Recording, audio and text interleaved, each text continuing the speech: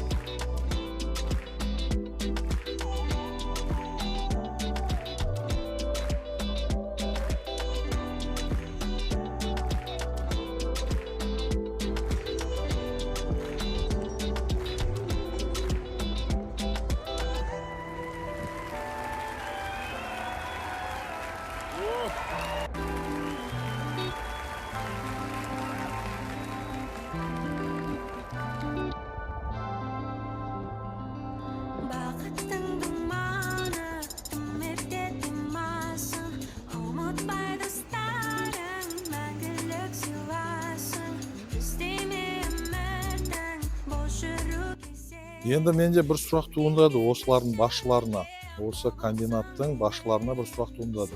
Сіздерде комбинат бар.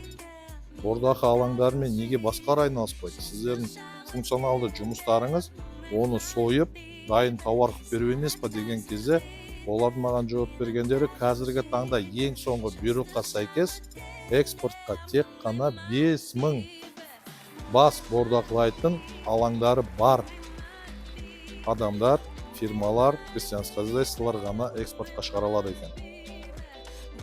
Сонда 2000 бас бордақылайтын, 1000 бас бордақылайтын, 500-200 бас бордақылайтын адамдар сонда не істейді? Тек қана ішкі нарыққа ғана малдарын бордақылай ма?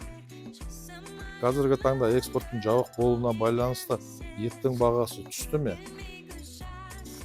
Ет бізде Қазақстанға қазіргі уақытта жетіп жатыр ма? Сол жайлы анализ бар ма екен? Оған кім жауап береді екен? Мен шынын айтқанда ол жайлы бейхабар екен. Сіздер қалай ойлайсыздар? Сонда бұл ет комбинатына көбіне клиенттер кім еді? Ол экспортқа шығарып жүрген адамдар еді. Крестьянское хозяйство, частное лицо, үлкен тоғылар экспортпен айналысатындар еді. Бірақ бұндай 5000-нан жоғары ұстайтын бордақы алаңдары бізде аз. 500, 1000, 2000, 200 әйтеуір ұстайтындар көп шығар, бірақ 5000-нан жоғары ұстайтын өте аз. Сол себептен қазіргі уақытта бұл ет комбинаты, сонша ақша құйылған ет комбинаты шынын айтқанда жұмыссыз болып тұр. Настроение кәдімгідей түседі екен. Қанша ақша, қанша бейнет. Осы жерді ашып жатқан кезде де біздің облыс әкімі келді, құзырлы органдарда әжептәуір сөз өтетін кісілер келді. Біраз уақыт өтті, жұмыс тоқтап тұр. Өкінішті.